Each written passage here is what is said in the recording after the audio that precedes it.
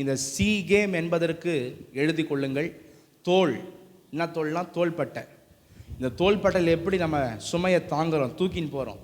இந்த C game என்ற ஊருக்கு பேரும் தோல் என்று அர்த்தம்.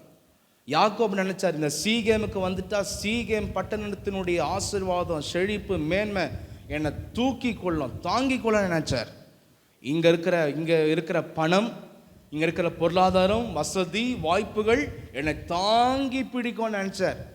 சீக்கிரம் என்பதற்கு தாங்கி பிடிக்கிற தோழன் அர்த்தம். ஆனால் கடைசியில் பார்த்தீங்கன்னா சீகேமில் ரொம்ப பிரச்சனை, போராட்டம் அப்படி வாழ்க்கையில் காணப்படுகிறது. ஹல்லேலூயா. இன்றைக்கி கூட கர்த்தருடைய வழியில் இல்லாமல் இது எனக்கு செட் ஆகிடும், அது எனக்கு செட் ஆகிடும், அப்படி ஆகிடும், இப்படி ஆகிடும், என்ன பண்ணாதீங்க, கணக்கு போடாதீங்க. கர்த்தருடைய வழியில் இருந்தால் தான் நம்ம வாழ்க்கை கடைசி வரைக்கும் இருக்கும். ஹல்லேலூயா. மொத்தம் 6 விஷயங்கள் இந்த சீக்கியமில் இருந்ததுனால ஒரு வாழ்க்கையில் தீமைகள் வந்துச்சு. த ஃபஸ்ட் திங், அவளுடைய மகள், யாக்கோபுடைய மகள், அவள் உலகத்தில் அவளுடைய வாழ்க்கை கெட்டு போன ஒரு வாழ்க்கையாக மாறிச்சு. ஃபஸ்ட்டு பாயிண்ட் என்னதுன்னா, யாக்கோபுடைய மகள் உலகத்தோடு இணைக்கப்பட்டு அவள் கெட்டு போகக்கூடிய ஒரு நிலைமை அவள் வாழ்க்கையில் இந்த சீக்கியமில் தான் வந்துச்சு. ரெண்டாவது, யாக்கோபுடைய பிள்ளைகள் கொலைக்காரர்களாக மாறினார்கள். யாராக மாறினாங்க? அந்த பட்டணத்தையே கொலை பண்ணுற அளவுக்கு ஒரு விஷயம் நடந்து போச்சு, கை கலப்பாய் போச்சு.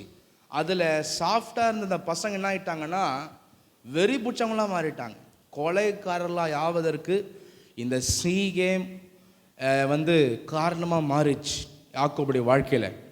மூன்றாவது, இந்த சீகேமில் 10 வருஷத்துக்கு மேலே தங்கினதுனால அவங்க அம்மாவுடைய சாவை கூட தெரிஞ்சிக்க முடியல. 20 வருஷத்துக்கு முன்னாடி அவங்க அம்மாவை விட்டு பிரிஞ்சு வந்தார். அந்த அப்பா தாய் பாசம் கூட இல்லை பாருங்க. அவனுக்கு கானான்குள்ளே வந்தாலும் சொந்த ஊருக்கு போய் பார்க்கலாமே, கொல்லாமேன்ற ஒரு உணர்வு இல்லை. இவன் 10 வருஷம் இங்கேயே நிலத்தை வாங்கி நல்லா இருந்துட்டதுனால அவங்க அம்மாவுடைய முகத்தை கூட கடைசியில் அவனால் பார்க்க முடியல. தன்னுடைய சொந்த பந்தங்களுடைய உறவுகளை அவன் இழந்து போக வேண்டிய நிலைமை வந்துச்சு. இந்த நான்காவது விஷயம், சீகேம் என்பது விக்கிரக பட்டணம். அந்த விக்கிரக பட்டணத்திலிருந்து பல விக்கிரகங்கள் யாக்கோபுடைய குடும்பங்களில் வர ஆரம்பிச்சுது. அதை பிற்பாடு நான் சொல்கிறேன். அதை தான் பெத்தேலில் ஆண்டவர் சொல்வார், அங்கே புதைப்பாங்க எல்லாத்தையும். சீகேமிலிருந்து எல்லா விதமான விக்கிரகங்கள், அங்கே இருக்கிற நகையில் பார்த்தீங்கன்னா விக்கிரக சிம்பிள், தெய்வங்களை செதுக்கி இருப்பாங்க. இந்த ஜனங்கள் என்ன பண்ணுறாங்கன்னா அங்கே நகை வாங்கிறது, பண்ணுறது, கொள்வது, அவங்களுடைய ஐடல்ஸ், விக்கிரகங்கள், சிலைகள் எல்லாம் இவங்கக்கிட்ட ரகசியமாக வர்றது போகிறது. இப்படி வியாபாரம் வந்தால் போதும், பணம் வந்தால் போதும்னு வாழ்ந்தாங்க. கடைசியில் எல்லா விக்கிரகமும் விக்கிரக சாராம்சங்களும் எங்கே வந்துச்சுன்னா யாக்கோபுடைய வீட்டுக்குள்ளே வர ஆரம்பிச்சிச்சு. த ஃபோர்த்து, அவனுடைய வாழ்க்கையில் அறிவு இதுதான்.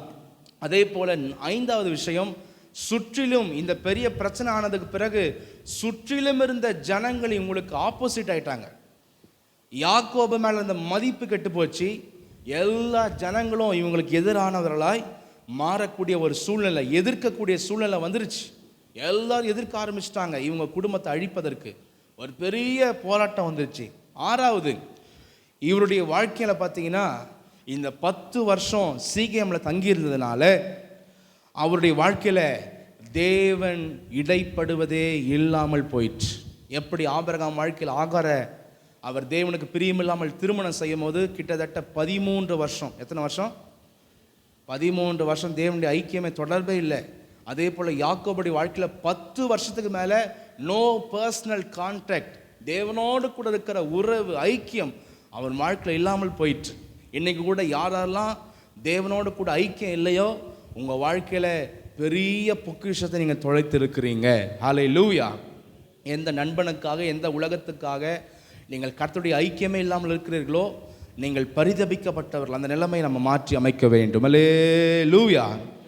பிரைஸ். இப்படியாக அவனுடைய வாழ்க்கையில் 6 விதமான காரியங்களில் அவனுடைய வாழ்க்கையில் ஒரு பெரிய போராட்டங்கள் அங்கே நிகழ்ந்ததை நாம் வாசிக்க முடிகிறது. ஹல்லேலூயா.